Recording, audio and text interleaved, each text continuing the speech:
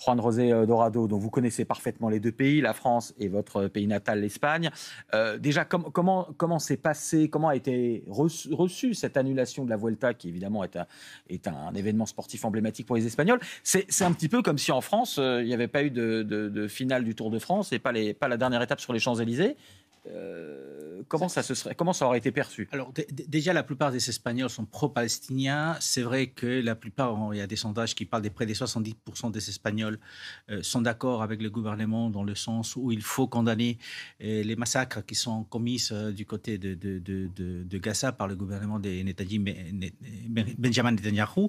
Et c'est vrai que les Espagnols, pour la plupart, n'ont pas critiqué énormément le fait ou les débordements qui se sont produits hier. Il faut rappeler quand même que les manifestations hier à Madrid, c'était autorisé. Le gouvernement espagnol avait autorisé. Et c'est vrai que le Premier ministre espagnol, le matin même, s'était déclaré fier des mouvements pro-palestiniens qui protestaient contre la présence de l'équipe israélienne dans la Vuelta. Alors effectivement, il y a eu, selon le préfet espagnol à Madrid, qui a déclaré ce matin que ça s'est bien passé, il n'y a pas eu de violence.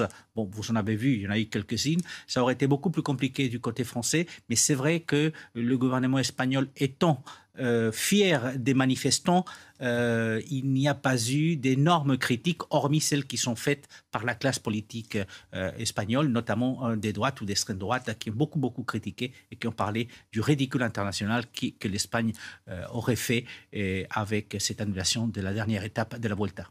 Et Juan José, sur les raisons, j'allais dire historiques, du fait que l'Espagne se défende, notamment défende Gaza, est-ce qu'il y a, encore une fois, ça n'est pas la même chose, hein, antisionisme et antisémitisme, mais on sait que dans notre société, ça peut se confondre ou ça peut se manipuler aussi. Est-ce qu'il y a des phénomènes comme cela dans la société espagnole? On voit ailleurs dans d'autres pays. Hein. Il faut comprendre que l'Espagne est pro-palestinienne. D'abord, il faut voir qu'à la sortie de la Deuxième Guerre mondiale, l'Espagne est gouvernée par un dictateur, par Franco. L'Espagne est complètement isolée au sein de l'Europe et donc, Franco, il se rapproche des pays arabes. Ça, c'est une réalité. D'ailleurs, vous savez que l'Espagne ne reconnaît Israël qu'en 1986, et ce n'est pas une date anodine.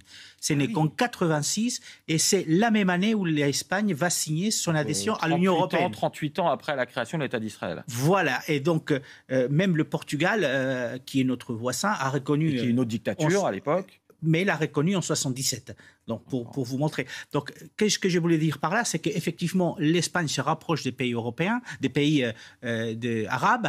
Donc, la société espagnole, forcément, s'imprègne du cas palestinien avec la création de l'État d'Israël. Et vous rajoutez à tout ça qu'en 1955, l'Espagne n'était pas à l'ONU. Elle rentre à l'ONU en 1955 et donc elle n'a plus besoin de se rapprocher d'Israël ou d'avoir des bonnes ou mauvaises relations. Elle n'en a pas tout simplement à ce moment-là. Donc il y a cette histoire contemporaine qui fait que historiquement l'Espagne est proche des Palestiniens. Et puis, n'oublions pas non plus, effectivement, je ne disais pas que tous les Espagnols sont d'accord avec ce qui s'est passé, mais les enquêtes montrent que pratiquement 70% sont pro-palestiniens et qui comprennent la position du gouvernement espagnol avant les déclarations de ce matin du Premier ministre espagnol, où effectivement il a demandé l'exclusion d'Israël de toute compétition internationale. Forcément, l'argument qui vient, qui est utilisé en Espagne par les manifestants, c'est le fait effectivement que la Russie et la Biélorussie ont été exclus lors de l'invasion. Les Espagnols, et ça je tiens quand même à le dire, les Espagnols n'ont pas oublié le 7 octobre, pas du tout. Ce n'est pas parce qu'on critique Israël qu'on critique les Juifs. Ce n'est pas parce qu'on défend le peuple palestinien et les massacres qui sont commis qu'on oublie que le Hamas est un groupe terroriste. C'est vrai qu'à l'intérieur du gouvernement espagnol, c'est un gouvernement de coalition entre les socialistes et les radicaux, de la gauche radicale, et que les ministres de la gauche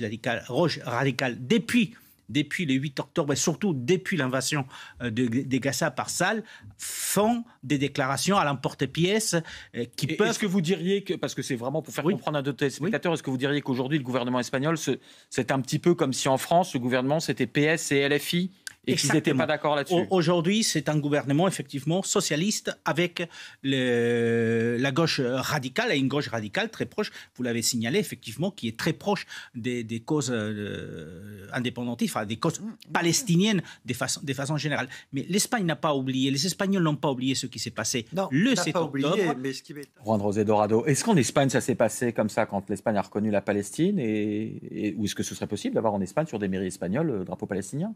Lors du passage du Tour d'Espagne, il y a eu des mairies qui ont effectivement hissé le drapeau palestinien, mais comme on a hissé le drapeau de l'Ukraine lors de l'invasion par la Russie, et comme on a hissé dans certaines mairies le drapeau israélien lors des attentats du 7 octobre. Donc en fait, en Espagne, légalement, vous n'avez pas le droit de le faire, mais énormément de mairies l'ont fait, que ce soit avec la Palestine, l'Ukraine, voire l'Ukraine. Et l'Ukraine, je crois que le tribunal administratif a reconnu d'ailleurs que c'était légitime, c'était un geste de soutien envers des populations agressées. Alors après, le débat forcément